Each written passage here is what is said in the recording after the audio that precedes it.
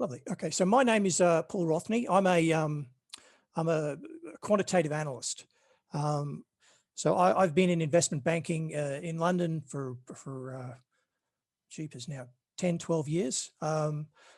Before that, I had I have a PhD. My background is in mathematics, and my undergrads were in mathematics and applied physics.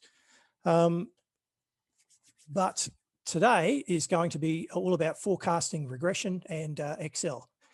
Forecasting is basically everywhere. It's extremely common. We need it in pretty much every situation where planning is required. In some form, we need forecasting. If you run a company, you're going to need to prepare for changes in sales, profits, losses, set up next year's budget. If you run a call center, you'll need to set up the staffing for next week. On a larger scale, if you're building a power station, you're going to need to plan. If you think about it, now the scale in which you need to forecast can change depending on your needs. You could require short-term forecasts or long-term forecasts. If you're a trader in an investment bank, you may only need, it might be sufficient for you to forecast just a few minutes ahead, just enough to know that that you believe the stock is going to go, or the underlying is going to go up or down, something like that. Whereas, as I said, something like if you're a city planner, then perhaps you might need a 10-year forecast where you want to work out where you think populations are going to grow. Where people will end up in what area, because those areas will be where you'll need to provide facilities, schools, hospitals, parks, things like that. It's ubiquitous. It really is a very, very necessary part of any successful business is the planning. So in this course, now in general, forecasting can be very technical. Time series, which is basically data that arrives at regular intervals. And that's what we're going to be focusing on in this course. So that could be something like where we get the sales figures every quarter. We get, maybe we get stock prices every minute. We get something like that updated. The nice thing with this is that whether if we're dealing with minutes or we're dealing with months or quarters or years on a longer time scale, the overall approach and ideas are pretty much the same. So that's good for us. So we don't need to learn a different skill set. What you pick up today hopefully will be applicable, for pretty much everything, for most situations you run into. Now, in order to make any forecast, we're going to need historical data. So in other words, we need, if we're going to have predict sales for next month, well, we want to know what sales have been doing over, a certain period in the past. We'll need, 6 months, 12 months, maybe more worth of sales figures in order to be comfortable with our predictions. And basically, the more sales, the more historical data we have, usually the more comfortable we are with our forecast. Now, when you're forecasting, you're going to have what you're trying to do is you're not trying to predict everything, every little bump in the road. What you're really trying to get is the underlying trend or pattern to your data, and you're trying to sort of tease that out from the overall data itself. Now that's not always an easy thing to do, because you're there, you've got your sales or you've got your figures, but maybe one particular month, maybe something happened, maybe there was a storm or a hurricane, and people couldn't get to the shops. Now that's not your product's fault, and it's probably not likely to happen again next month, unless you're particularly unlucky, I guess. And so to that end, so that would be counted as noise. It's unfortunate noise, And a good model and good forecasting would distinguish between, these sort of atypical events, a storm or something that is in some sense a one-off, and a genuine trend. Yeah. So when you're going to do forecasting, and you'll more than likely be in a situation where your boss or somebody will come to you, or you'll be in a situation where you will need to make a prediction, and you'll be going to yourself, well, okay, do I have enough data? And it's not just a matter of the duration of data.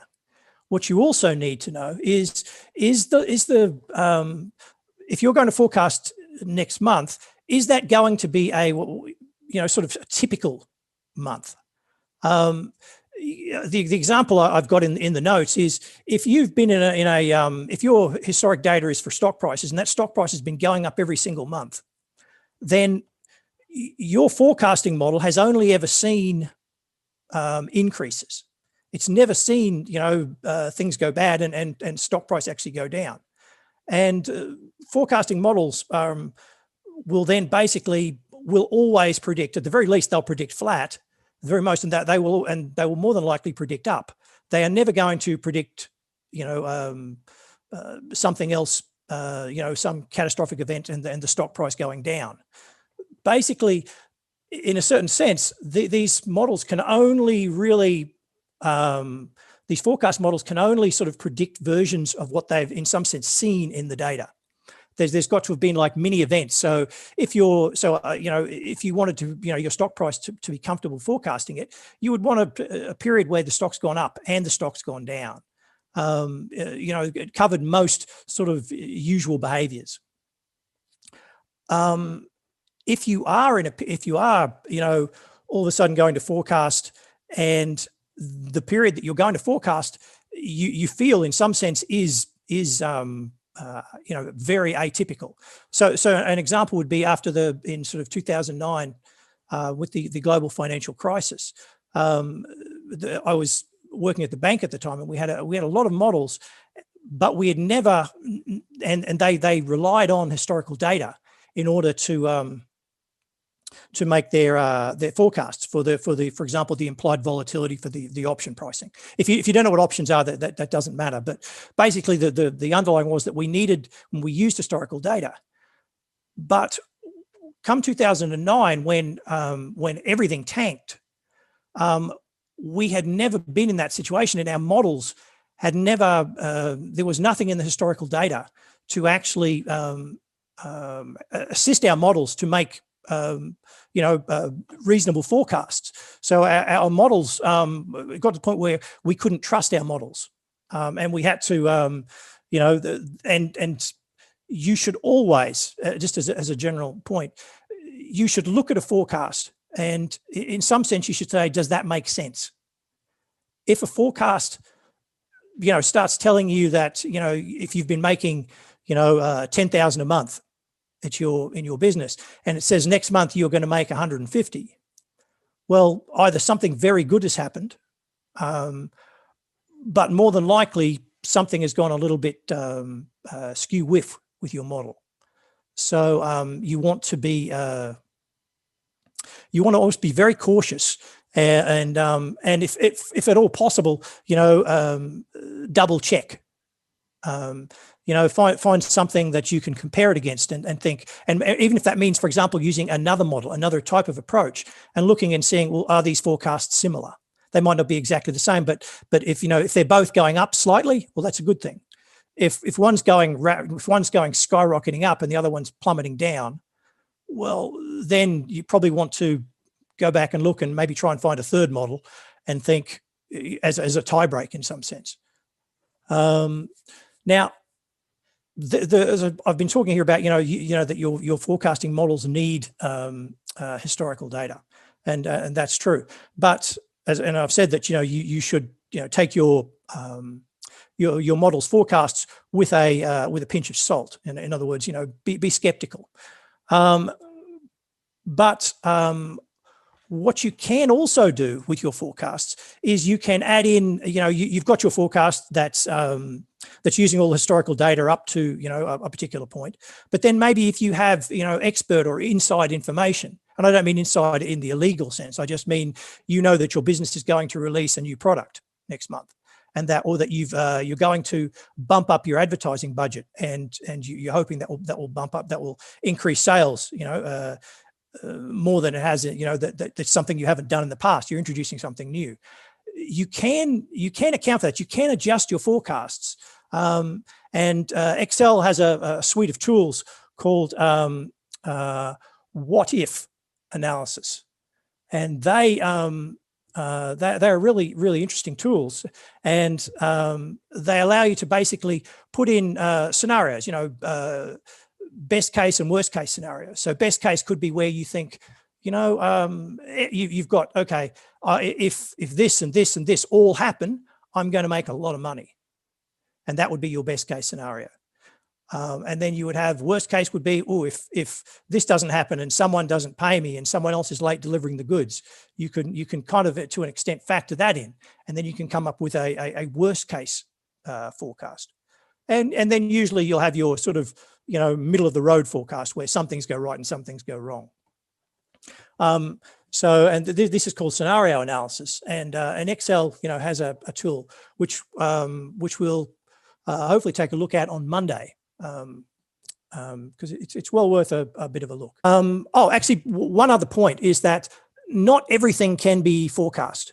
I've said that the more historical data you have, typically the better. But if I knew the winning lottery numbers for the last 10 years, the weekly lottery number, if I knew them for the last 10 years, is that at all going to help me forecast next week's lottery numbers? It probably would be nice if it did, but unless something's rigged, no, it's not going to help you. Other things can actually be forecast exceptionally accurately. I think I use in the notes an example of the next solar eclipse. I mean, the scientists can predict it down to, I guess, the minute, almost, probably even less than that. Physics and these sorts of things you can predict. In the real world, in finance, we're muddy, and we're kind of we're in the middle, and that's kind of the bit we're going to get started on. So the first thing, I guess, is we're going to start with what's called smoothing models. These are basically the simplest model that you could come up with. Now, the simplest the simplest model, if you think about it, would be if your boss puts you on the spot and says, our stock price or our sales figures this month are 20,000. What are our sales figures going to be next month? If you were put right on the spot and you had absolutely, you had to come up with an answer, the boss is, looking at you quite evilly, then probably the best thing you could say is 20,000. In other words, you can use your best guess for next month is, this month's figure, and that's called a naive model. I'm going to share screen now. So I'm going to write. We'll jump there. Where are we? There we go. Oops. So, by the way, these notes, I'll save this down as a PDF and make it accessible to you all. So if there's anything for example, that you'd like me to add to the notes as we're going, just let me know, and I'm happy to put them in. So what we can have, these are smoothing models. Okay, smoothing models. Sorry, my tablet is a bit icky today. Okay. And smoothing models means, jeepers creepers. What we're going to do is take the average, in some sense, of what's happened in the past. Oh man, okay, let's leave that off. Smoothing model. So the simplest is the naive model. And what we do there is we just use the last observation.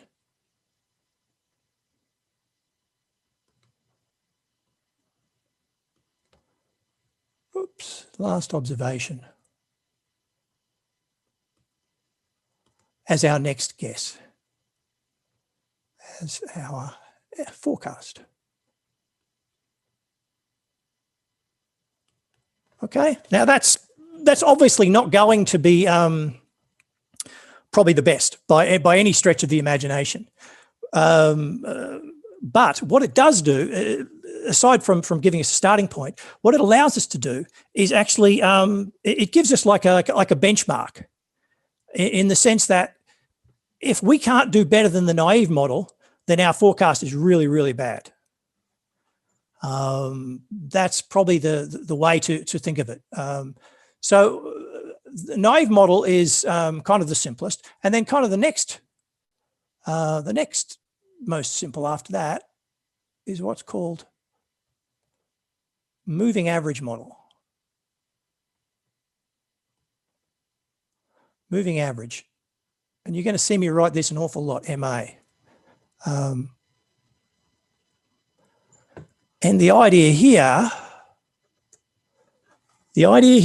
is that we take, rather than just take, to forecast next month, rather than just take this month's, what we do is we might take this month's, an average of this month and the maybe the previous 2 months. So we might take 3 months altogether, this month, last month, and the month before, and use that as our guess for what's going to happen next month.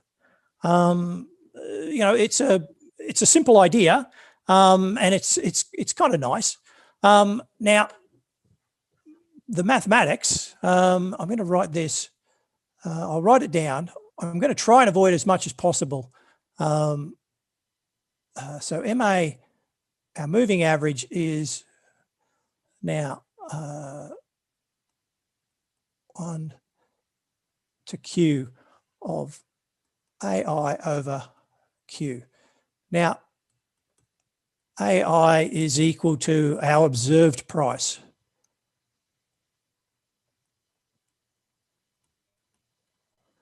Price in period I. Oops. Okay. And Q equals our averaging period, number of averaging points.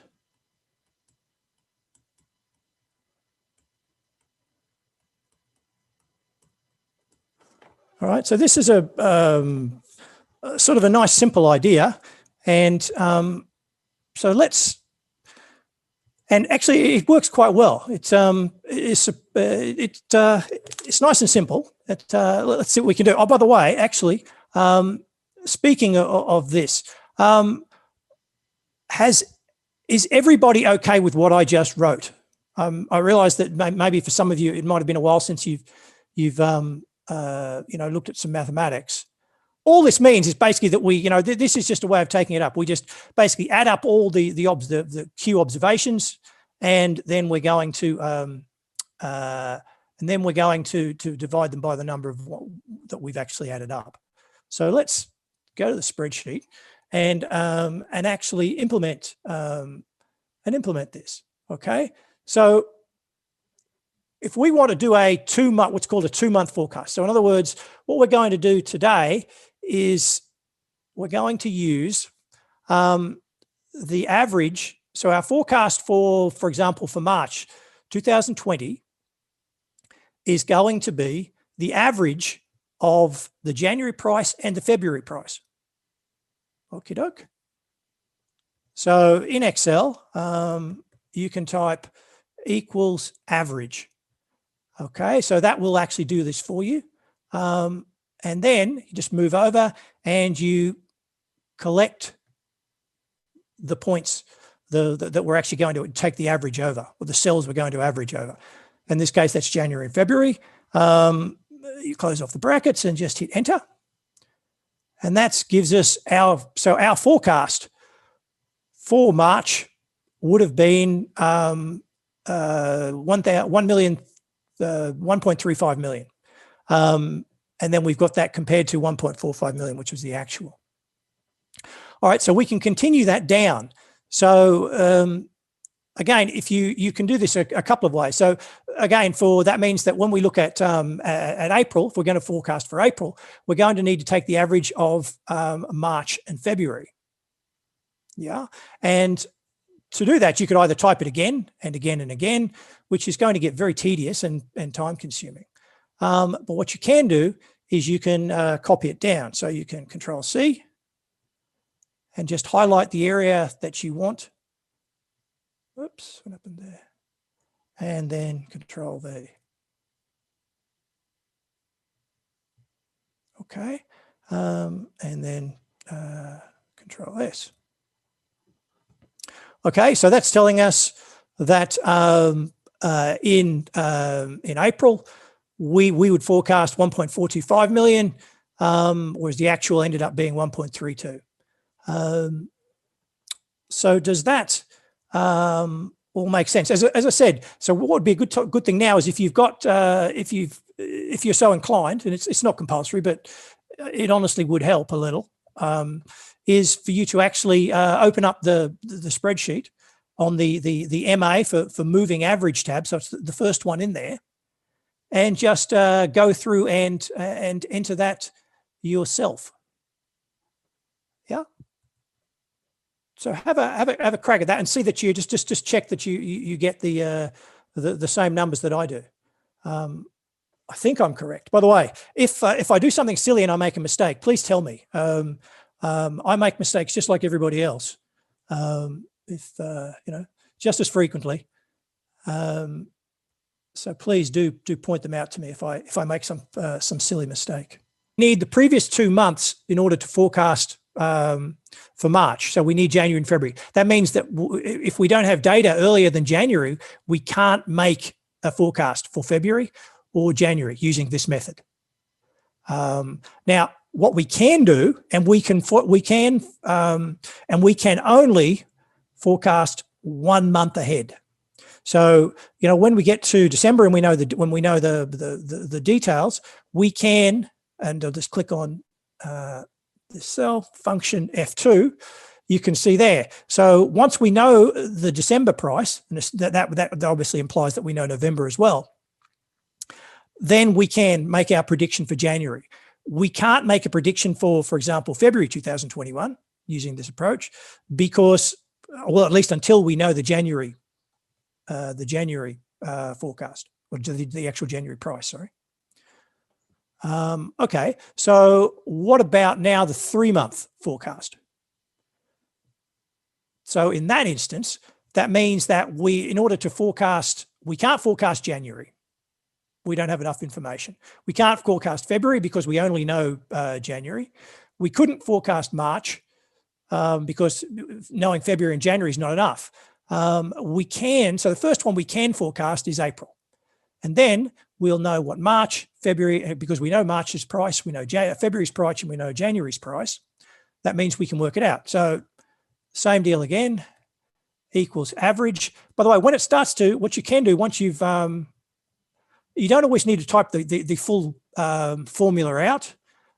What you can do when it completes and it's highlighted the formula that you want, on a PC at least, you can just hit tab and that will complete for you. Can save you a little bit of typing. Okay, and so what we need then for this one is for April, we're going to need January, February, and March's price. So we just highlight those, close the parenthesis, and hit enter. All right, and we're good to go.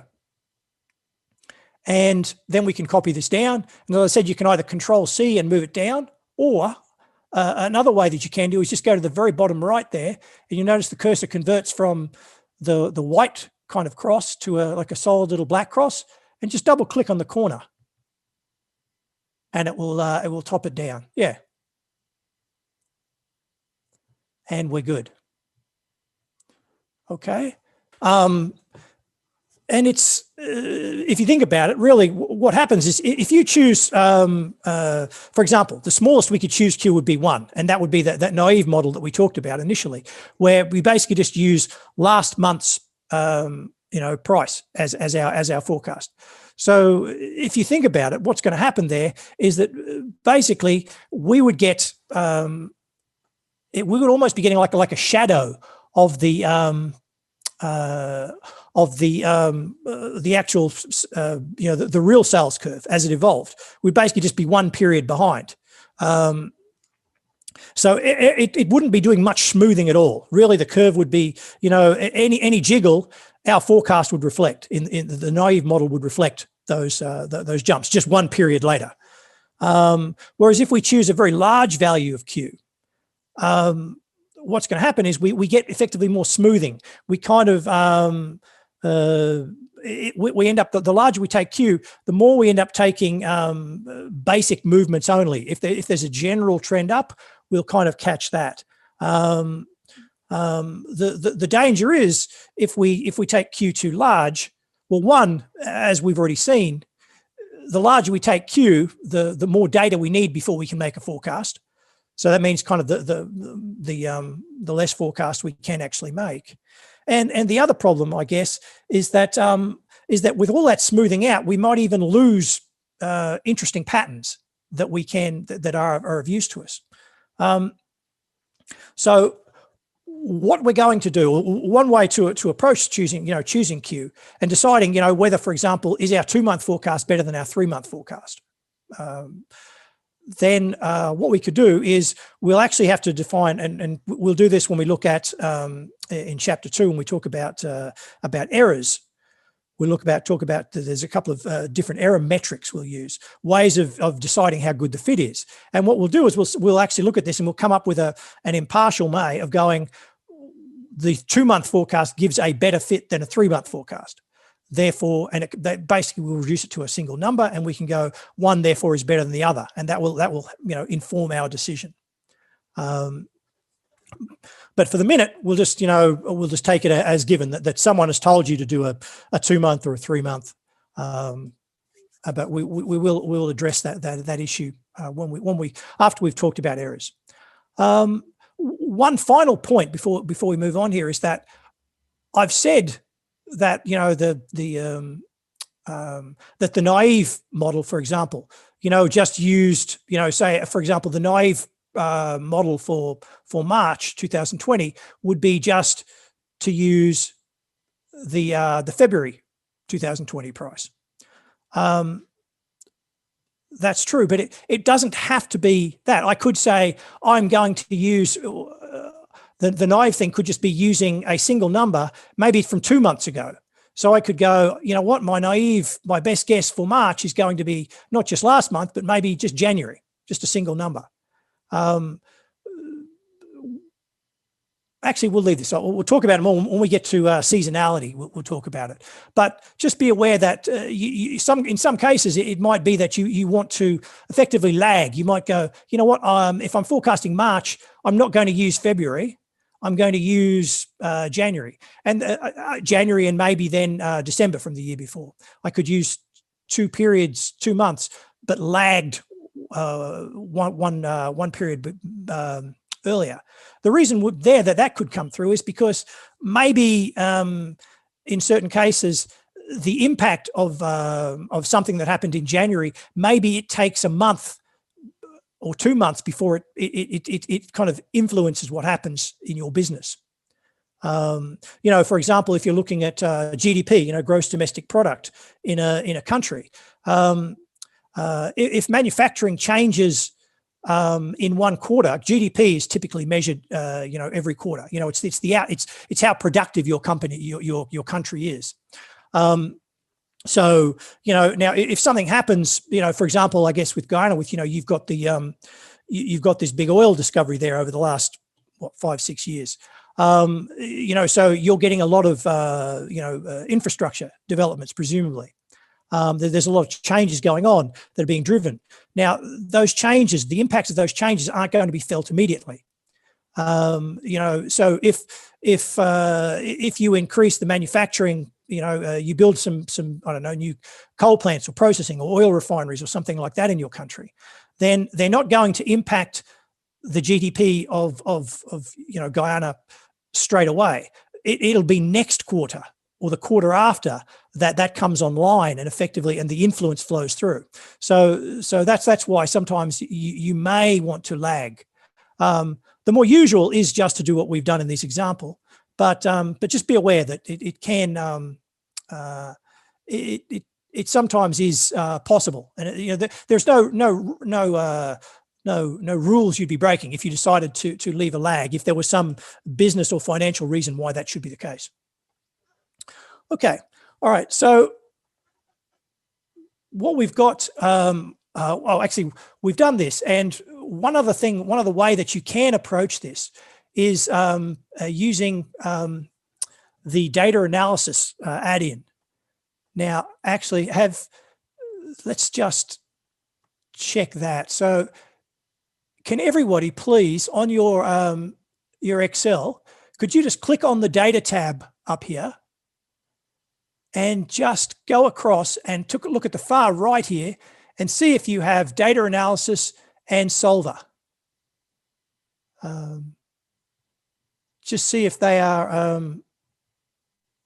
both there, and if you could just let me know if you've got them. Yeah. So, all right, cool. So, does anybody not have it?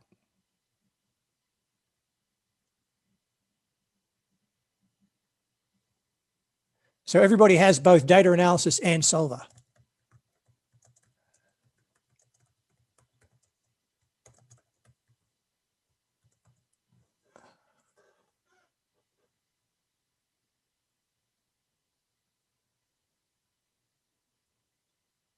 Excellent.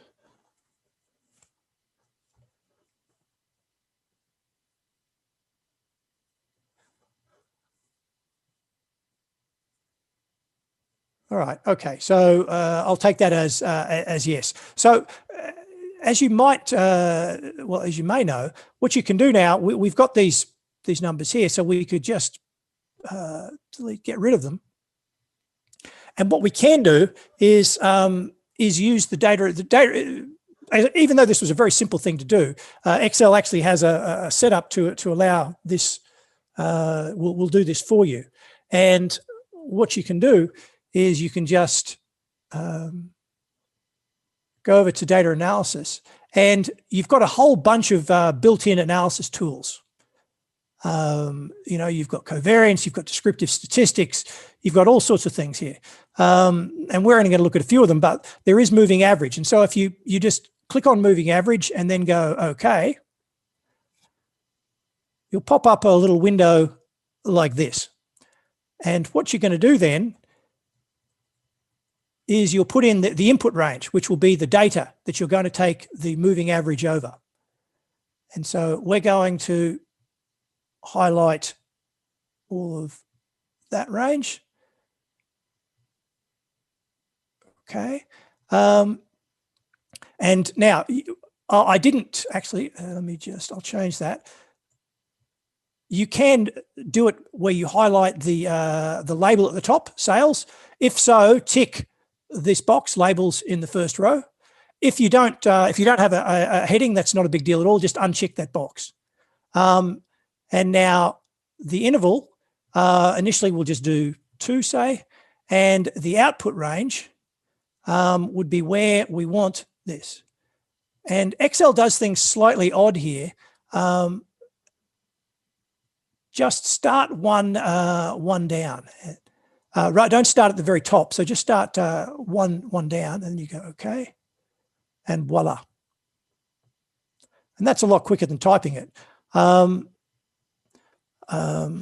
what you can see then is how well the plot is moving against the actual. So you've got actual data and the forecast data. So what you're going to do is you go over to File, click on File, and scroll, just go all the way down to the bottom, and you'll see Options. Okay.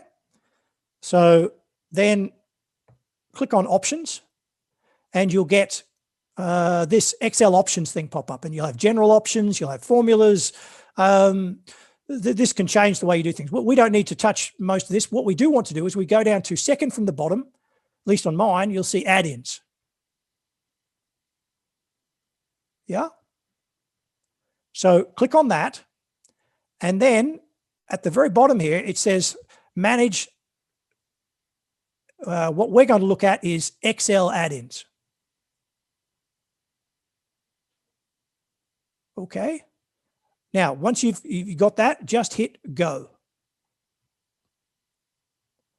Now, this will pop up for you, and these won't be highlighted. So you will probably have something that looks like this. Okay, so you might not have the risk of that. Was something I was using a while back. So what you do is just tick Analysis Toolpack.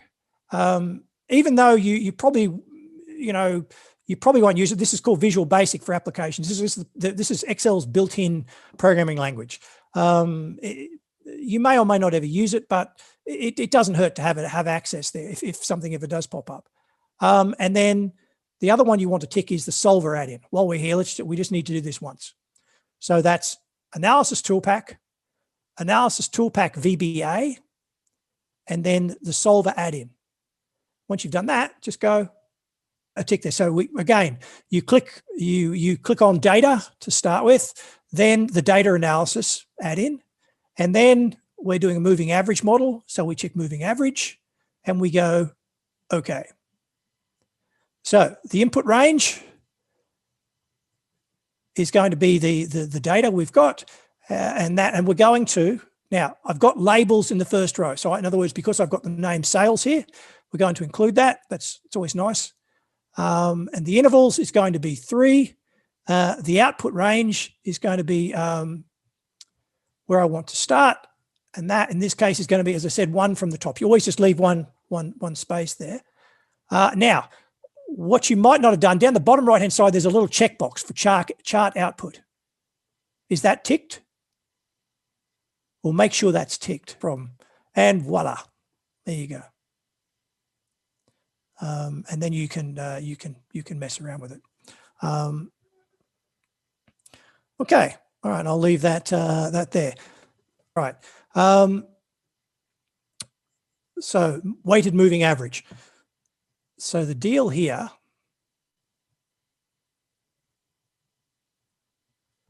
so now this is the idea here is that we're going to generalize. So previously, what we've been doing with our moving average model, what we've done is we've said, it's going to be, for example, 1/3. So let's go to weighted.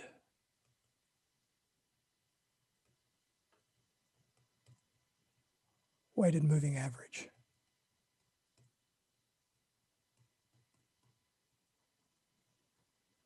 So in this one,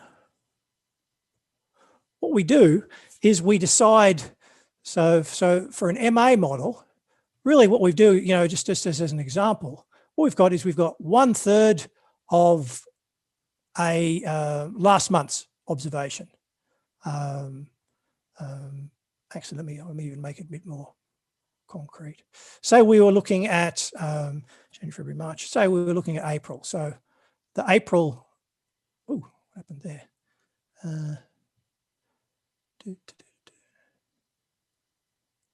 I don't want that.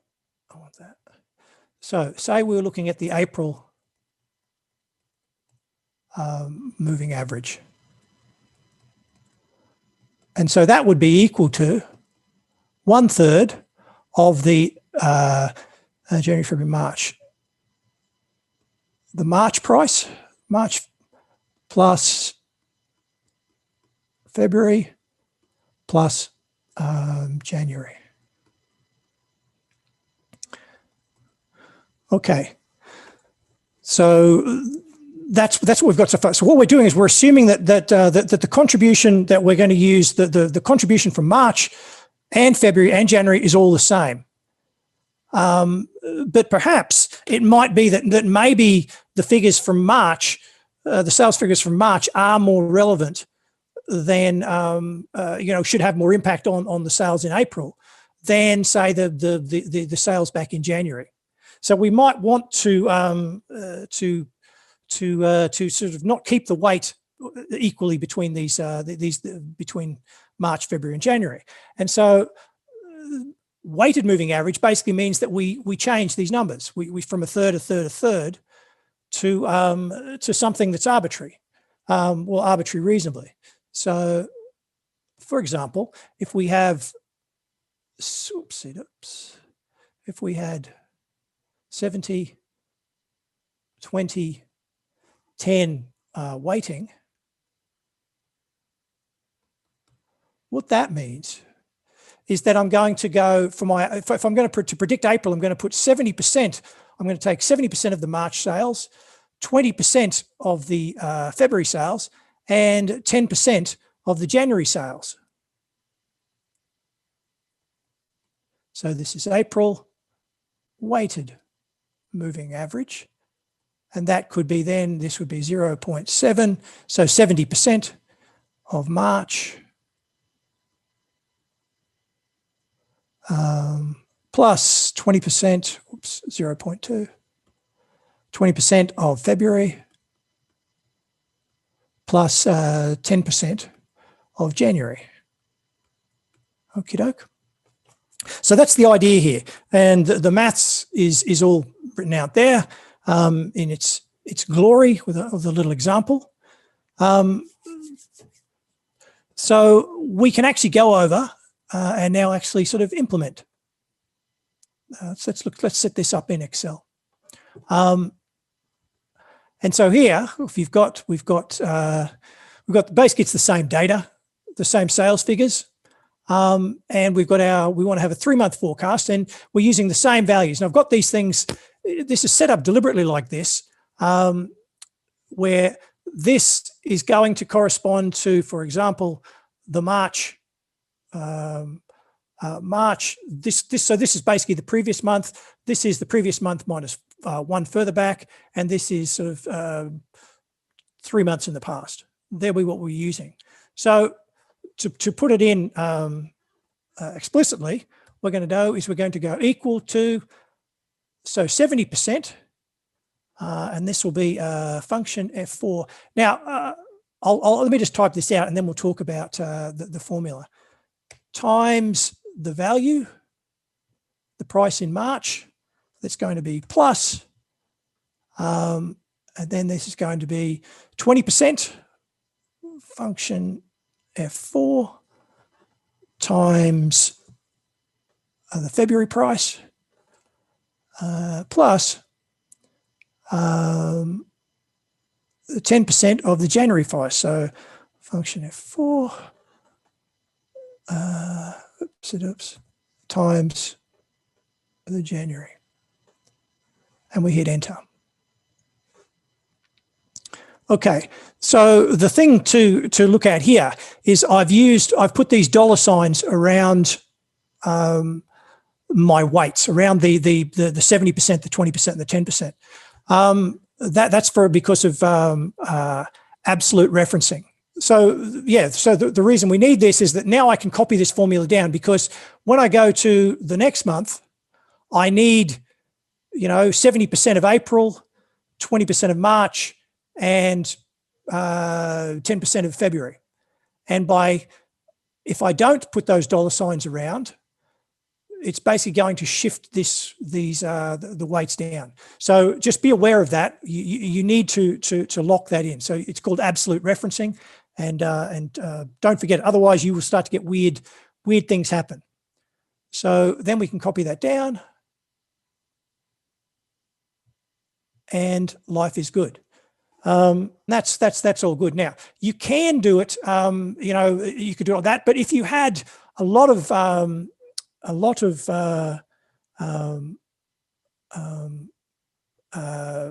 say you weren't just doing 3 averaging, it's going to get a bit tiresome typing that out. So what you can do is you can also use the sum product function. So just so that you're aware of it. So let me just escape.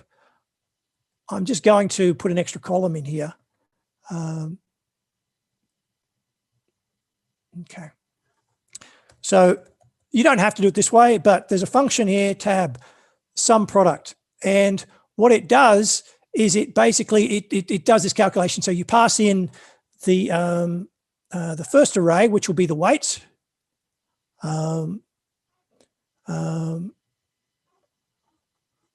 These weights right here. And again, you need to lock them. So, you know, on a PC, at least it's function F4. And then you go comma, and then you pass on the other 3 weights. So this is just an equivalent way of doing this. You don't, if it doesn't make sense, but you might want to have a after we've finished today, have a look this afternoon or something and see if it makes sense. If it doesn't, we can certainly talk about it tomorrow. So if you do that, you'll get the same price. And this is then useful when maybe you don't have 3 weights, maybe for some reason you have 5 weights, and typing the formula out could be a little bit cumbersome. And if you then copy that down, you'll get the same, you'll see you get the same prices. So this is using sum product. It's just another way. There's usually more than one way to do something in Excel. It's just a convenient way. So that is moving averages. Now, oops, all right. So the next thing is what's called exponential smoothing.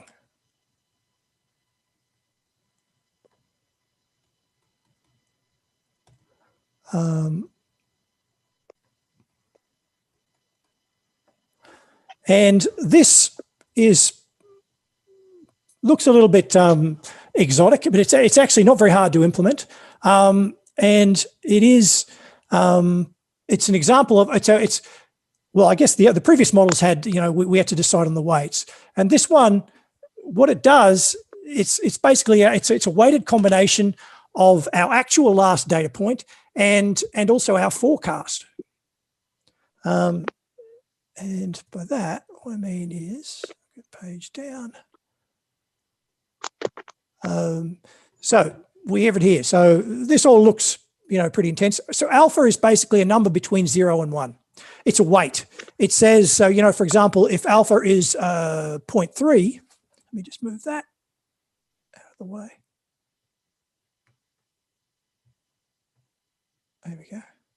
So if alpha is 0.3, that means we're putting a 30% weight on last month's observation or last month's sales figures, and 1 minus 30%, which is 70% of the weight of our guess based on last month's forecast. And so what we're doing is we're kind of combining, you know, what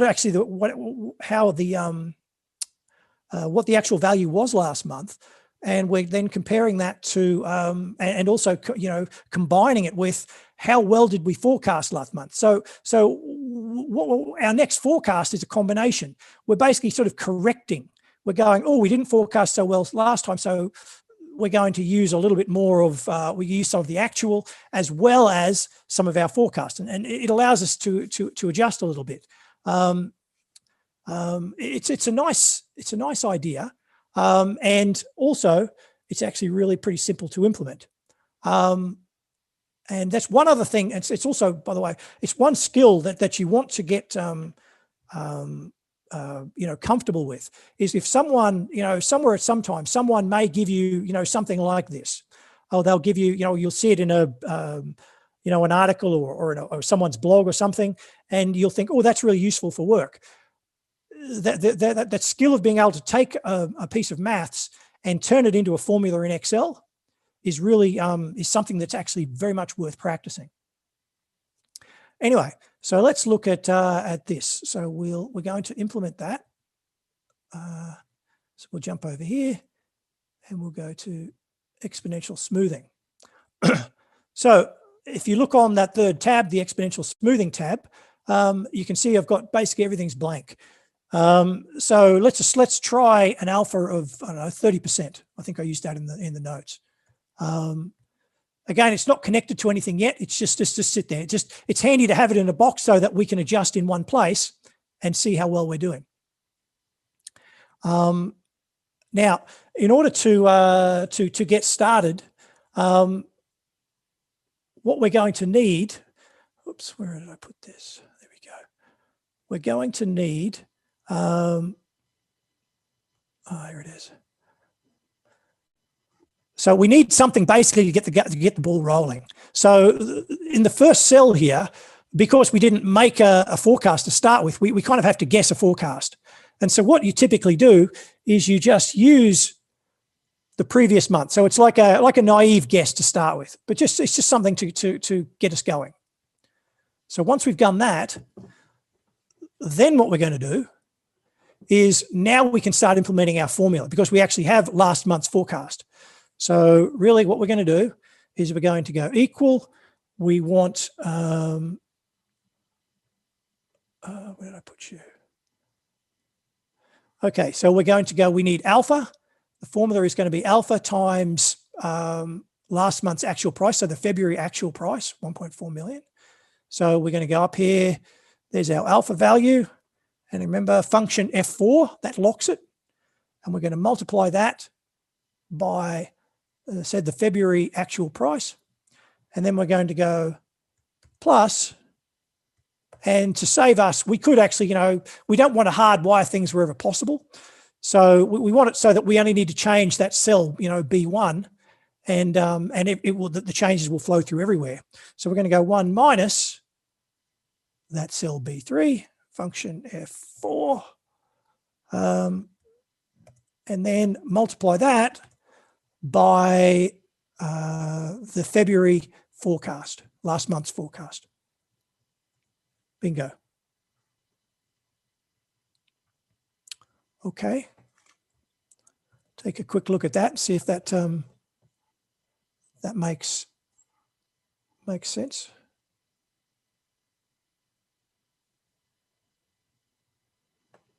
Okay, so we've got that, and then we can just copy that down.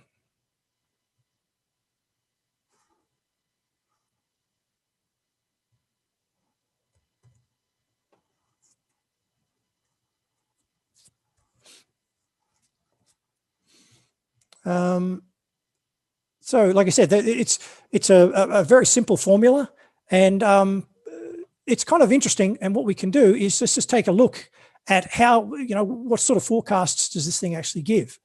So what we can do is let's just plot our sales. Now I'm just going to use what's called a scatter plot, just so we can take a look at it. So the easiest way I've found to do this sort of stuff is you just highlight the thing that you want to plot and just go insert,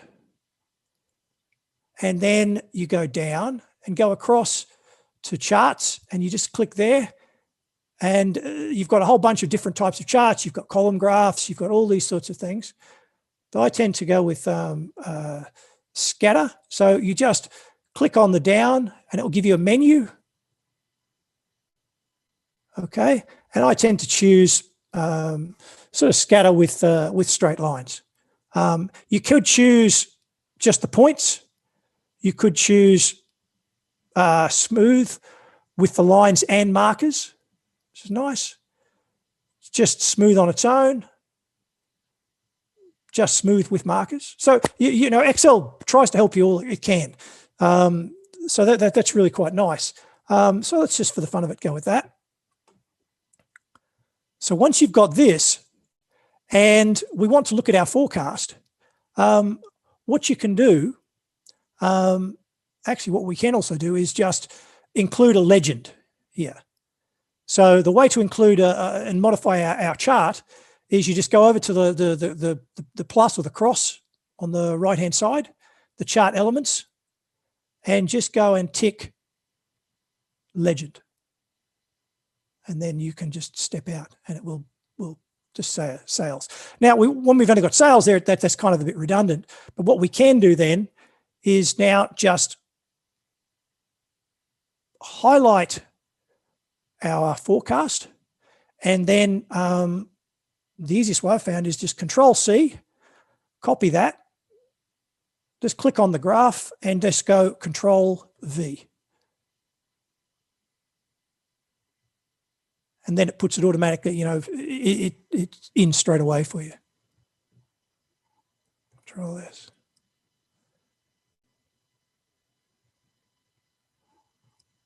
I'll make it a bit bigger so you can we can take a look at it. Nice thing now is that what we can see is the impact of changing our parameter alpha. So you can see our data itself, the blue data, is quite jerky. It's up and down. It's quite jagged, quite level, but sort of jagged. Whereas our forecast model is much smoother. Now we can change alpha. So, for example, we changed it to 0.8. So,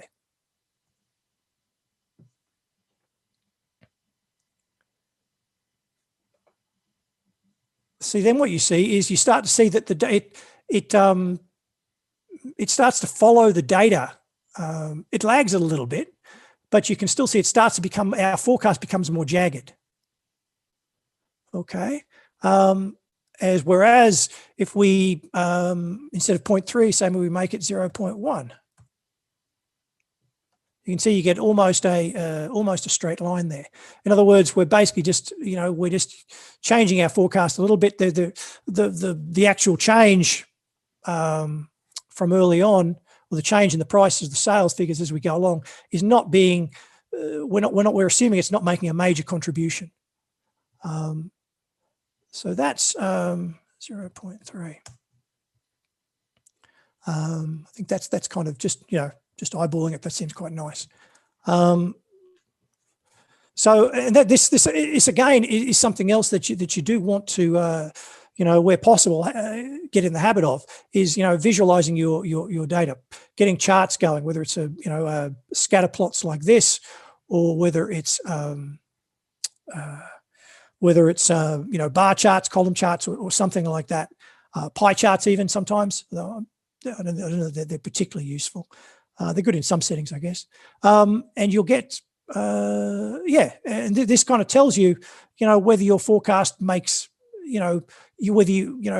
does it make sense? Is this the sort of behavior, you want? Is it capturing the overall trend? In this case, we're not going too much up or down, and it's pretty much it's not quite a horizontal line, but you get the idea. And that's really what our sales figures in this example are doing. They're kind of oscillating up and down.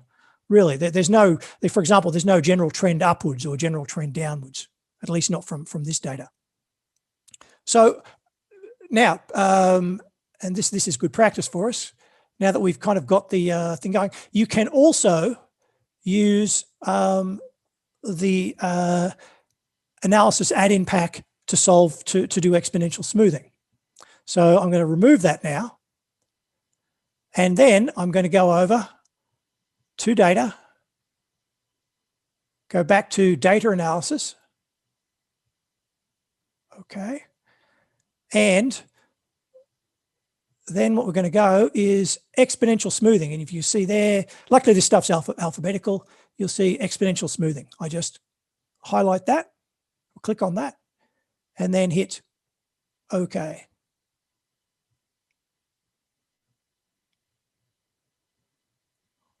Okay, so this is a similar window to what we had before. Now let's take a look here. There's one. So again, input range, and you tick on whether it has labels or not. I'll tick yes, and then the input range is going to be just like we did last time. Sales. All the way down from January through to December for 2020. Now, for whatever reason, Excel doesn't use alpha. So the formula, and the way everyone talks about it, they always have alpha. The formula is as I've given it to you, to you guys.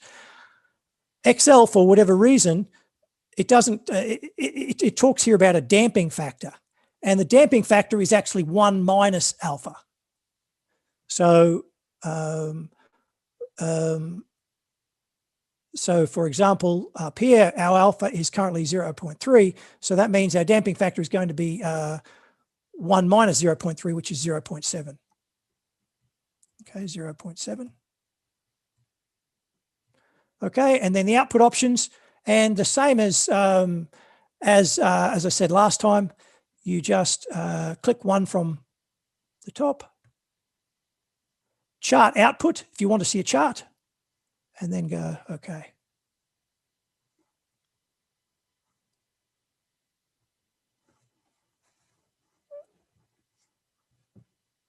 And there you go. Or am I off by 1? 1365, 653. Oh no, actually this one, oh, sorry. Actually I tell a lie. Hang on, let me just retract that. Let me delete that. Sorry, highlight from the beginning, I think with exponential smoothing. Sorry, it's only the moving average that's a little bit odd. I think that's, or did I accidentally click in the wrong spot? Apologies for that. Let me just do that quickly. Exponential smoothing, okay. That's highlighted, that's that. And let's change that to highlight that correct. So if I put that there, there we go, yeah. And let me just get rid of the decimal places so that it lines up. Oh, get rid of that. Escape. And what you'll see here is that Excel's actually installed the formula for us. So in the first cell, it's just put the number. So it's like we've typed it in ourselves. It literally is as we've typed it in, except that it's just got the cell here. Except it's got the explicit values for the weights, 0.3 and 0.7. And so when what it doesn't do for you is it doesn't give you the January forecast. So what you can do then is just copy it down, Control V. Okay, and then you've got exactly the same values as if you had done it manually. What we've looked at there, we've looked at 3 forecasting models so far, and they are all what's called smoothing models because they, in some sense, they look to the past and they take an average of those. The next thing that we want to kind of move on to is linear regression. And let me see the notes.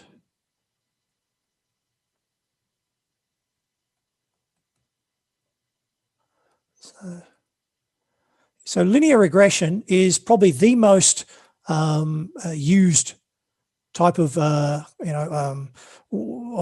forecasting tool out there. It's really useful. It can be misused. It can give really good results, or it can give pretty bad results, depending on whether it's appropriate, whether your data fits the right requirements. So basically, you'd have something like this. Ooh.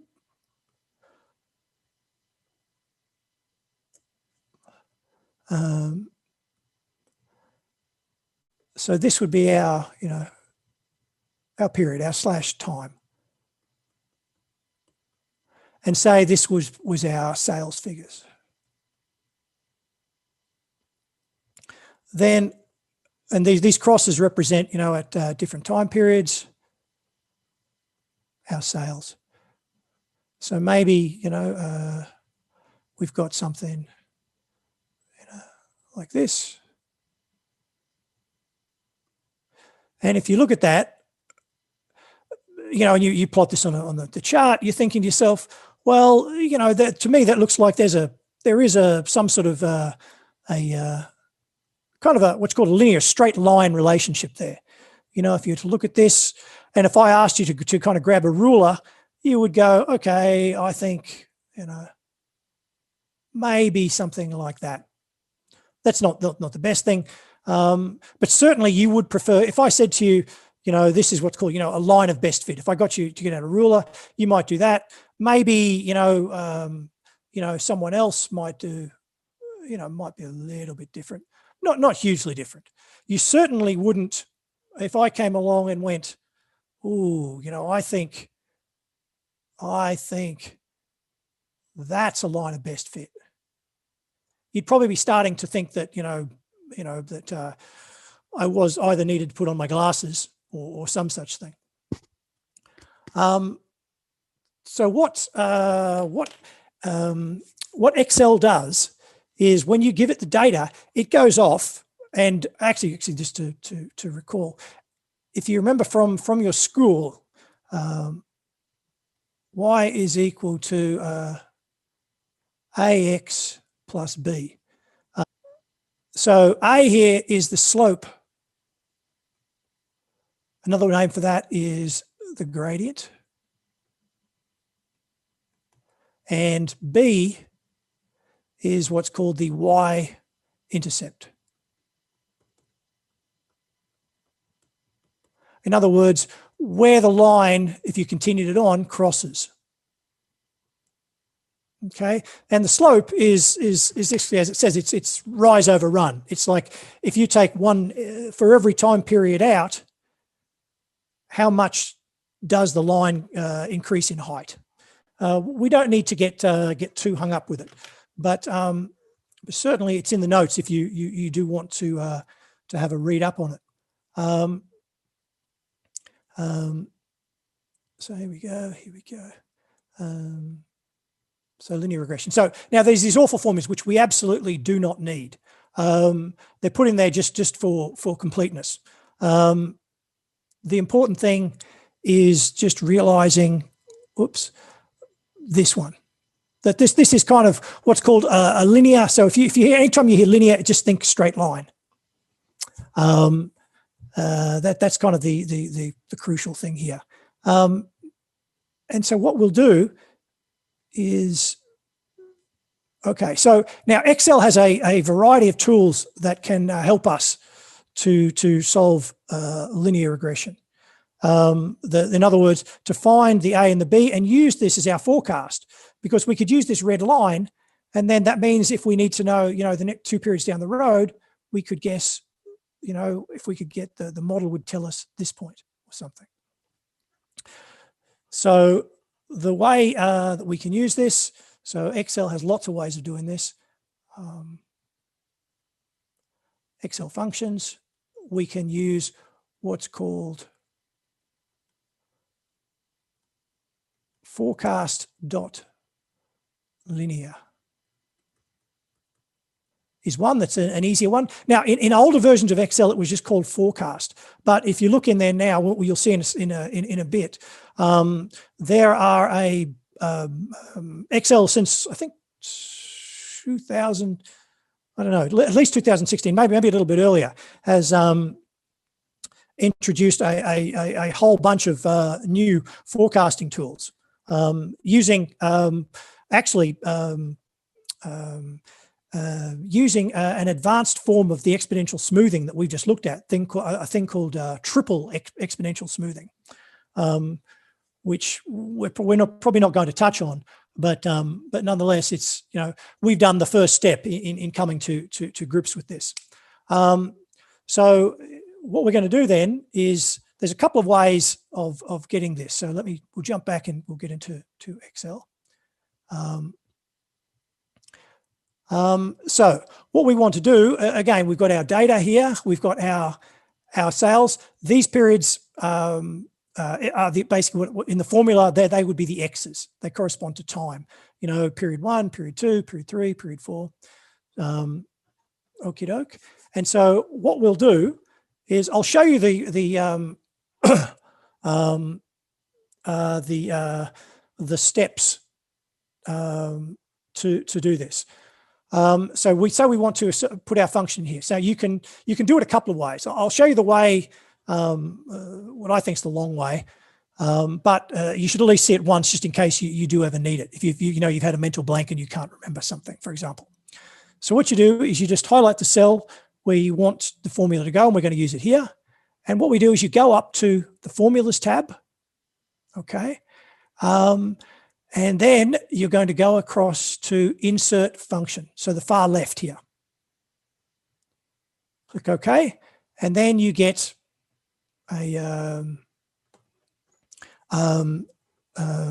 yeah, something that's a bit, you know, certainly got a lot of choices. So what you can do is you've got the category. So in our case, these things are statistical. So you just click on statistical, and then you would look for, and you can see there's an awful lot of functions built in. And you can see here that there's an awful lot of, there's you know, 1, 2, 3, 4, 5 different forecast functions.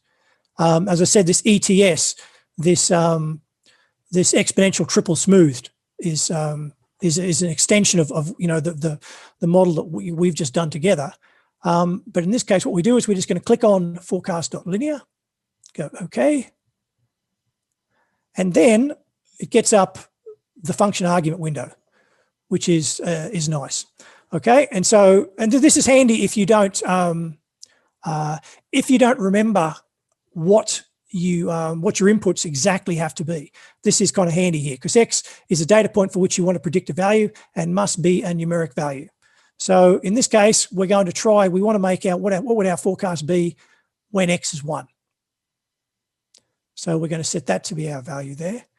Now, our known Y's, I've tried to help and label it here. And this time, you don't put any labels in. Okay, so it's just the values itself. So you just highlight from E3 through to E14. And again, because with an eye to what we're going to do, we're going to copy this formula down. We'll go function F4. We'll put dollar signs around. We'll lock those Y's in place. And then we want the corresponding X's that give us those Y's. So these are our known X's, and that's the X's from B3 through to B14. Okay. So then function F4. Okie doke. And so does that, so once we've got that in place, then we just need to hit OK. And voila. And I'll get rid of 1 through 4, 4 through 6. Beautiful. Okay. So we've got that. And okay, that's all good. And so because we've locked everything in, we don't need to go through that rigmarole with the formulas, you know, tab again. We can just copy it down. And one nice thing you'll notice now is that because it's regression, once we find these constants A and B, or once Excel finds them for us, once we find the slope and the gradient, we can just keep on drawing that line out. This is basically the equation for a straight line. And that means that, you know, if we were back here, we could just, you know, continue a nice straight line. You can just keep going. And so we are able to, unlike the smoothing methods that we were looking at previously, where we can only forecast one period ahead, here we could forecast 2, we could forecast 3, 4, 5, multiple periods ahead. Okie doke. So that's sort of the I guess maybe the official way, using the formulas and then the insert function. To be honest, after a while, and we've already done it with the sum product and everything like this function, what you can do is you can just go equal and just start typing, and it will try and help you. And see, it'll give you the option, forecast ETS, no. All I'm doing is I'm just hitting the down arrow just to choose between these. And I'll go to forecast linear, and then I hit tab. Okay. Once I've got that, then we're going to, now it tells you X's, known Y's, and known X's. So as long as you're familiar with the function, you don't really need to go through all the other stuff again. So you could then just type X, or click in cell B3 That'll be our X estimate, this one, or X point, this one. Put a comma and then go to the known Ys. That's cells B3 through B14. And again, we need to lock them in place because we're going to copy this formula down, function F4. Then put another comma and then highlight the X's that correspond to the Ys. Not any further, it's got to be the exact same number. So that's going to be B3 through B14. And again, function F4, lock it in place. Okay, there, and go enter. And we get the, if you may remember, we get the same number as last time. And then we can just copy that down. That's probably, that's more the way that, I usually do it. But certainly, you know, if you prefer going and doing the other means using the formula and then the insert function, that's absolutely fine. And that gives us our regression. What we've looked at is the forecast.linear function, and that's all good. So Excel has a bunch of or it has a variety of other functions that will do this. And so we're going to look at what's called the trend function. You know, it's again the same data, and the trend function is just it's just another function that does pretty much the same thing, except it's what's called an array function. So in Excel, you've seen that previously what we were doing was we were typing a formula in, and it would be just for that one line, just for that one cell. Okay, and what we can do now is we're going to end up with exactly the same numbers that we did last time, exactly the same, but we're going to use a different function, and what's called an array function. Basically, what that does, it means we can fill a whole bunch of cells. An array is just a list of cells, all in one go. Okay, so. Now, and you're going to, array functions, they pop up, you know, this is not by any means the only array type function out there in Excel. So it's well worth coming to grips with this. So the way that you do this with, and again, we're just doing a linear regression again, is you highlight where you want the values to go. So Excel in this case is going to fill in all these values for us, okay, in one go. So you highlight those, and then you just go equals. Okay, you notice everything else stays highlighted. And then you can start typing. So, and it's called, the function we're going to use is called trend, TREND, and you can see it there. So I can see it's now there. So I just auto complete, or I can type it all in, and I just hit tab. Okay, so we are only at the moment filling in the data. We're basically making predictions where we have known data for. In other words, we're only going out to December 2020.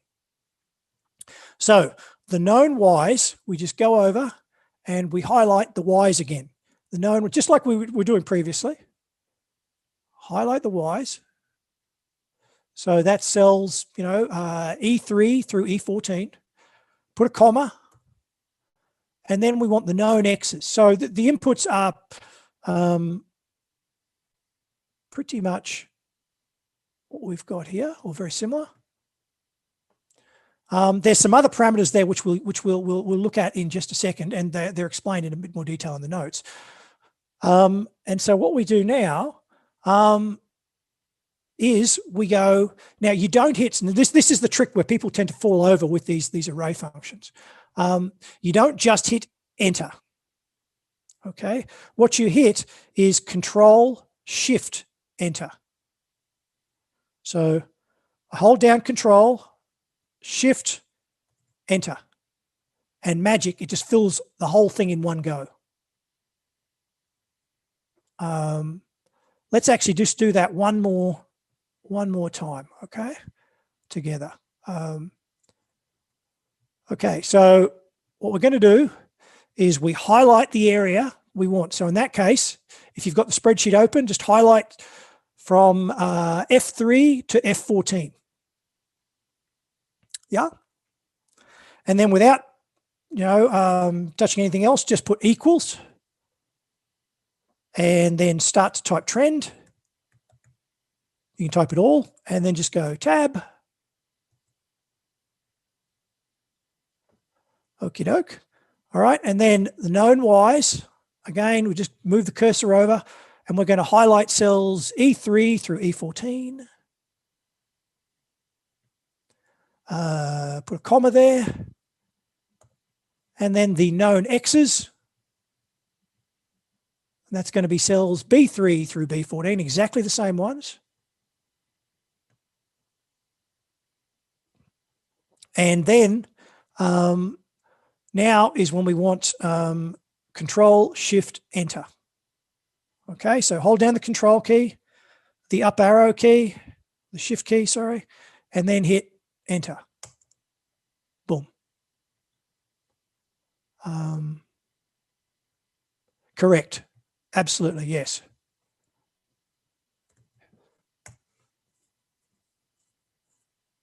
Yep. And yeah, it's a good thing to remember. Now, say we want to forecast here. We want to use this. So what you can do, and this is, we're going to use the same function again. So you don't need, say you just wanted to forecast. You know, here we've got these values, that's all good. Say we want to forecast for January and February.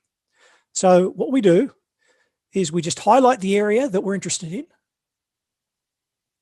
Okay, just highlight. So in this case, that's highlighting cells F15 and 16.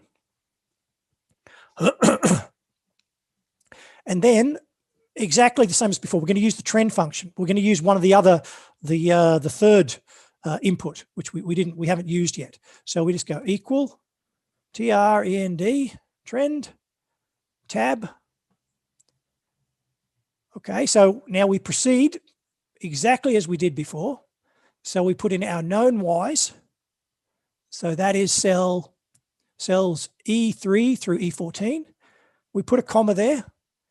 And then we have our known X's, which is cells, oops, B3 through B14. Yeah. And then now we want to know the new X's. What they mean is what X's would we like to forecast for? And the X's we would like to forecast for are 13 and 14. So we literally just highlight those. We put them in there. So they're out, they're the things. So the new piece here, the third input to this function is the periods that we would like to produce this forecast for. And once we've got that in place, we ignore the constant term. You'll very rarely have any need to touch that. So it's always, you either need just use the first two, or you will use the third input, the new X's. So once you've got that, then it's exactly the same as before. It's Control, Shift, Enter. Bingo.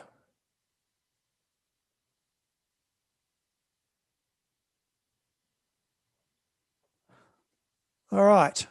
So how do we go there? So same process as last time, except we just have to, we just have to put in the one extra piece of information, which is the periods that we want to forecast over.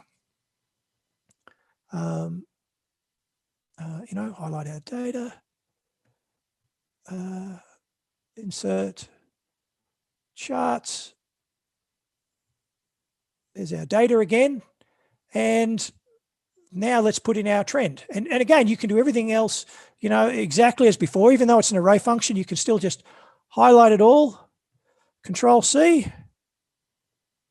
or whatever your preferred mechanism, and paste it in there. And lo and behold, you get, and again, because it's linear, you are getting a straight line. And in this case, that's not particularly informative. It just says that, you know, by the looks of it, our sales are about 1.4 million. And it's pretty close to horizontal. Now, Excel has a couple of other functions for doing this. As I said, when we look back here, we looked at the slope, which is the number, you know, it's rise over run, just like you learned at school, and the B, which is the intercept. So Excel actually has explicit functions that will determine these for you, and they're actually pretty straightforward to use. So let me get rid of that. Delete. So I'll delete that, and we'll delete this one. So let's take a look. So we've got our data here, you know, and again, you know, by now you're a bit sick of this data, but and so there's our sales. We've got our known periods. So what we can do here, if you go then to cell C18, we can go equal, and we can go slope, and you know, put the bracket there. And slope has two inputs. It has the known y's and the known x's. So after a while, you know, you start to get pretty familiar. These inputs, you know, they're all kind of asking, all the functions ask for pretty much the same thing. So there's our known y's, and we put a comma, and then it says for known x's. So we'll put those in here. And then this is not an array function. Slope is just going to return a single number. Voila. Okay. And what that's telling us is that for every period, so when we go from 1 to 2, or when we go from January to February, the sales, by the looks of it, have increased by just under 3,500 on average. And that you might think, oh, 3,500 increase in sales, that's not bad, but it's not great when you've got when your sales are, you know, are at 1.4 million. So that's why the line still looks flat, even though the slope is going up, but because our actual sales are in the millions, an increase of 3,500 is not going to get anyone too excited. So that gives us the slope. And then we want to calculate the intercept, the y-intercept. And again, it's just equal intercept. Just keep typing, and Excel will eventually figure out what you're asking. You just hit tab, and the inputs are pretty much the same again. So we'll put in our known y's and our known x's. So we'll put in the known y's, comma, and then we'll put in our known x's. And then just hit enter. And that gives us our intercept. And that says that, you know, that our line, and, you know, if you look back here, it's not surprising. It does cross, by the looks of it, at around, you know, just under 1.4 million. It's going up just slightly, but it is, you know, it's going to be around 1.4 million. So once we've got these two, you can actually now build your trend line yourself using this formula, y equals ax plus b. So y is equal to slope times the x value plus the intercept value. And that's what we're going to do here. So again, we just go equals, and we're going to go our slope, which is this. And again, we're going to copy this formula down, and we're going to lock the slope in place. So function F4, and we need to multiply that by the appropriate period, which is our x's over here. This will be multiplied by 1 in this case. And then we're going to go plus, and then we need to add on our B term, our intercept term. And again, make sure you lock it down, function F4. And how many times I'm going to say that today? Anyway, and once you've got that, then we just hit enter. And if we look back, I'm hoping 1382436, 1382436. So we've got exactly the same number there. So that's slope and intercept. So we've looked at a few ways there of covering this. So that's probably there are other points of discussion about regression, and there's a thing called multiple regression where, you know, if we're trying to predict sales, well, maybe it's not just period. Maybe we would want other factors. Maybe we would want to look at our advertising budget for that month. We would look at, you know, something else that month. You know, if you're selling umbrellas, you'd look at the weather for that month. The amount of rain in a month could help predict how many umbrellas you're going to sell. So there's a thing called multiple regression, which we're not going to touch on too much, or really at all, in this course. We'll focus more on the time series aspect. Okay, so as I said, regression is exceptionally popular. It's really, really useful, and it's great. The issue is that if your data is not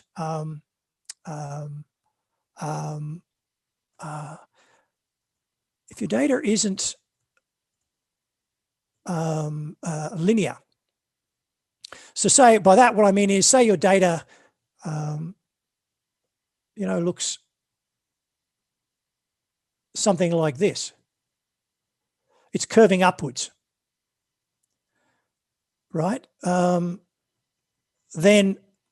you know, the exponential is going to give you a pretty terrible fit. You know, if you try and grab you know, a line here and you go, oh, look, there's my line of best fit. Well, I personally wouldn't be trusting these forecasts very much. This is a little image of when you really wouldn't want to use, when you would not want to use a linear model or linear regression. So the blue is our sales figures. Now, these are obviously, you know, made up extremely, and you know, I would love to own shares in this company. If your sales have gone from, you know, 100,000 up to 2.1 million in the space of you know, 10 months, then, you know, Jeepers Creepers, that would be great. But you can see that if you did try and model this with a straight line, you aren't going to you're going to give pretty horrible estimates, because you're out here, you're going to go, oh, in December, my December estimate's going to be, you know, 2.1 million, but I'm already at 2.1 million back in October. And by the looks of it, if this thing keeps up, I'm going to be, goodness knows what my things are going to be. So you do, as I said, you're not, this doesn't happen hugely, but it does happen occasionally. And obviously this can't go on forever. You know, this is only over a certain period of time is growth, you know, what's called exponential. If it curves up like this, it's called exponential. So what you can do, again, Excel has a nice function in there to actually to help us to do this, is it's what's called exponential regression. The maths is in here. Don't sweat it. Again, we're just going to use Excel's built-in function to help us to deal with data like this. So if you see some data like this, you can sort it out. And so let's now, fortunately for us, the function the function we need here is called growth. It's not particularly, I guess it sort of is an intuitive name, but I guess it just indicates that that we do things are increasing rather drastically. So growth is an array function. Okay, so that means that we're going to go through and pretty much do the same as we did for the trend function. It has the same inputs in the same order. So since we managed to do trend, there should be absolutely no problem with doing with using this growth function. And so the process is, is exactly the same as before. In other words, we highlight the range. So in this case, it's cells F3 through F12. This is where we want our formulas to appear. Now, actually, one thing, let's actually just, let me just plot this. Insert, just so we can, you can see that it is, there we go. So you can see it's going upwards, it's definitely doing that. So let's now put in our growth function to try and map this. So you've already seen in the book, in the notes, that if you put a straight line, it's not a really great fit at all. So what we can do here is we can go equal. Oh, actually, sorry, excuse me. Again, it's an array function. I forgot. So you need to highlight the region, and it's equals growth. Autocomplete tab, and you can, as I said, the inputs are the same. So because we're only doing the forecast here for the period where we know sales and we know what time it is, that means we only need the first two inputs, exactly the same as last time. So the known Y's are going to be right here, comma. And again, because it's an array function, we're not going to be copying it down, so I don't need to bother with locking it in or anything like that. You can if you want. It won't make any difference. And then our known X's, we highlight those right there. And then that's all we need to do. As I said, we don't need the new X's just yet because we're only doing it over the X's where we've got observation and sales values for. So all we do then is go Control, Shift, Enter. Voila. Right. Now, the same as before, if we actually want to forecast for November and December, then what we need to do is we highlight that region. Same as before, highlight it, equal growth. And again, we put in the known Y's,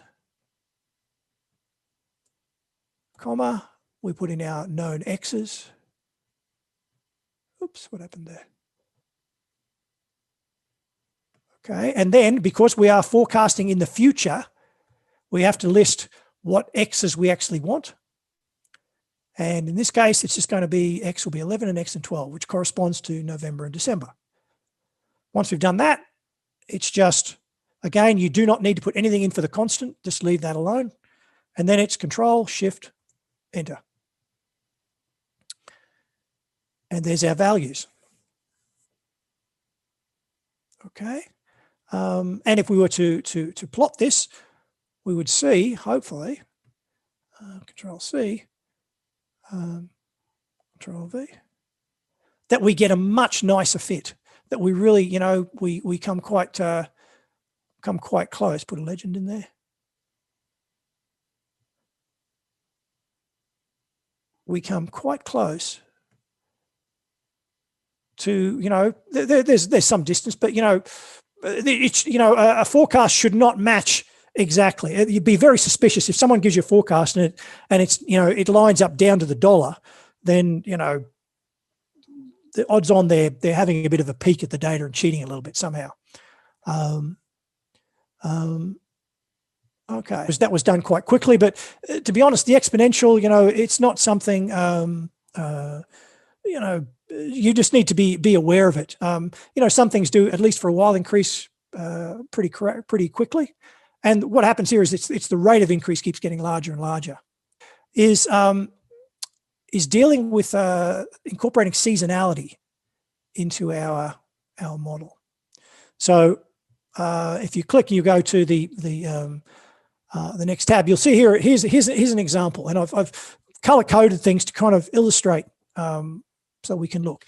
Now, basically, so that, the light orange corresponds to, Q1 of 2016, 17, 18 through, 20.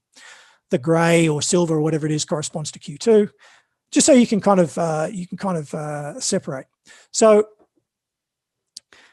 now you can see when you look at it that plainly there's something kind of, there's a repeat there, and just by inspection and to be honest, probably partly by design,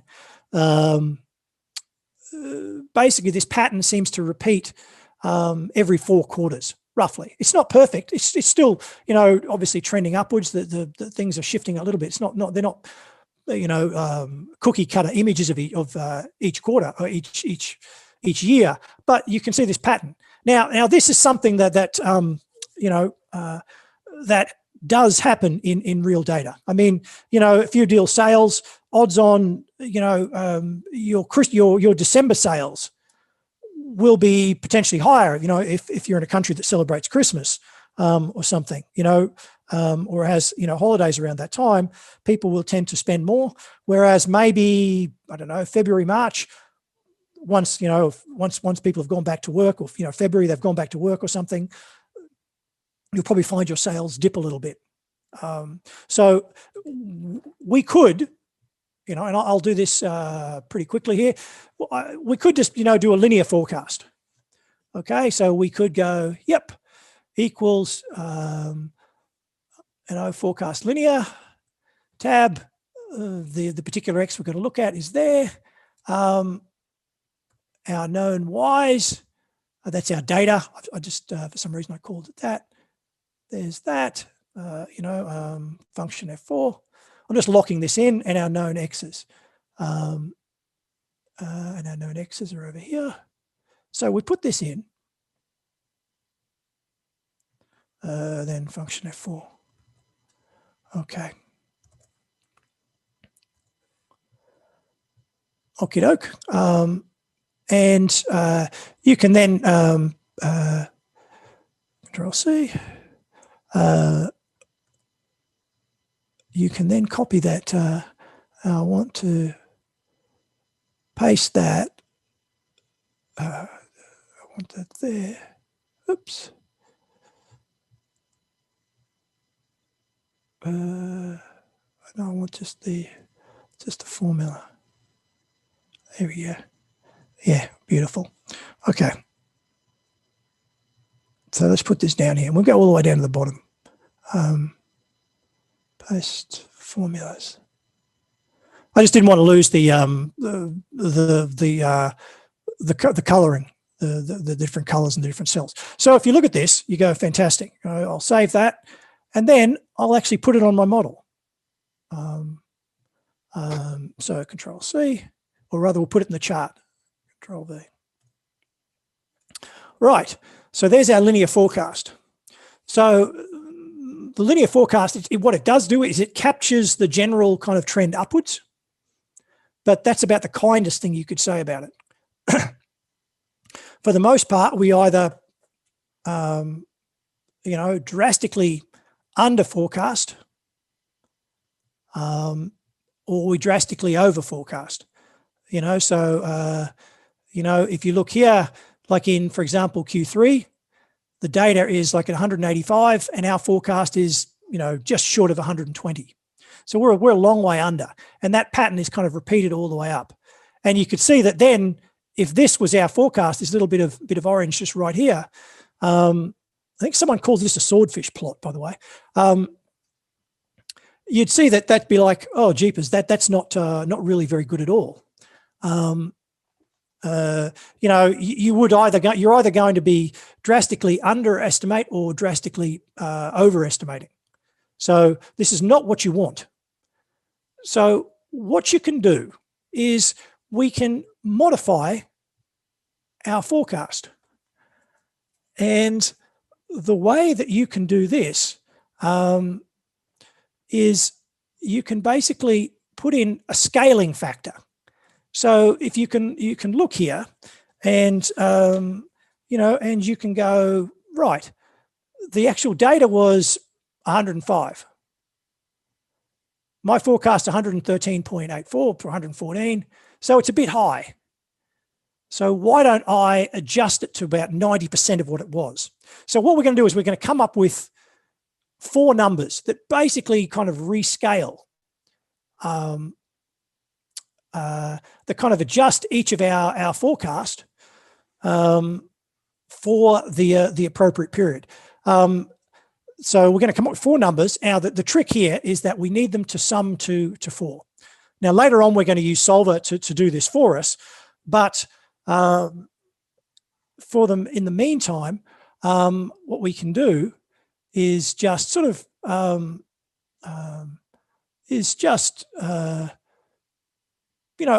it a little bit, just kind of figure our way through it. And if we do this, where did I put these numbers? Here we go. So let's look. So just say, let's just, without worrying where they come from too much, assume we've got 0.9. Let's see. Again, if you look here, our forecast is high. So it's 116, but it should really be 87. So maybe we only take 70% of that, 0.7. And then we need to, we forecast 118 to 120, but the real number is 185. So we need to bump it up. So you could set that to, I don't know, 1.5, I think I made up. And again, this one, 123, 115, they're actually, 120 to 115. So we need to reduce it a little bit, maybe make it 0.9. And let's see. So what we need, as I said, we need to make sure that the sum equals, so the sum, and that has to equal, what we need to do is add up all our weights. This is just one of the rules we're going to need to follow. So we add these weights up, and it happens to add up to 4, mainly because I worked beforehand. So Control B. Okay, so this will be important later when we use Solver, but we always need, if we find these weights, now it's because the 4 comes about because it's quarterly, because we've got quarterly seasonality. In other words, basically every 4th period it repeats. If we had monthly seasonality, that would mean every month the pattern repeats. So that would mean instead of 4, you would need, well, how many periods do I have? It would be 12 because I have 12 in a year.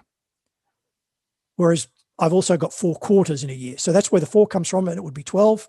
If it was annual, you just need 1. It would have to, we'll add up to 1. So we've got these weights, and what we're going to do is this. We're going to multiply the weight, the index value, by our linear forecast, and that's going to give us a new for our actual seasonal forecast. So, for example, here it's going to be this weight times our linear forecast. Basically, we're adjusting it, and you see now that we've basically changed. Our linear forecast has gone. Our forecast when it was linear was 113.84. Well, with this, very rough adjustment, all of a sudden I'm getting 102 pounds, or whatever it is, and that's not too far off 105. And if we do the same thing again, equals, so 70%, 0.7 times our linear forecast, that's going to give us 81, which is not too far off 87. It's better anyway than what it was. And you'll see, we do this again, equals this, times our linear forecast.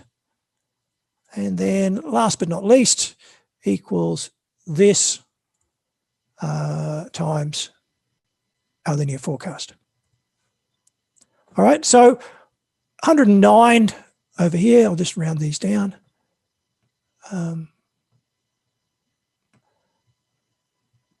It's not perfect, but it's better than it was. Now, what we're going to do is we're going to repeat that all the way down. So to do that, what I can do is we can just copy this down. Actually, what I can do is just go equals that one up above, equals that one up above,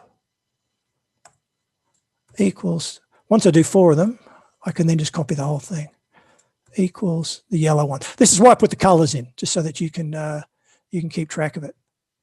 So then I can Control C, Control V, Control V, Control V.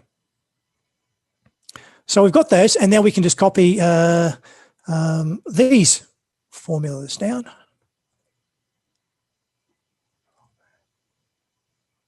Control V, Control V, Control V. And we can even do it in here. Oh, actually I didn't copy that. And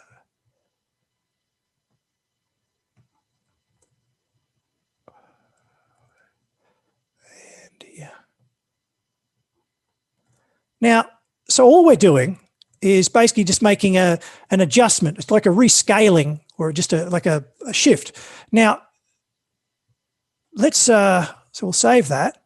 Now let's take a look. If we plot this at how well we did. Control C, Control V.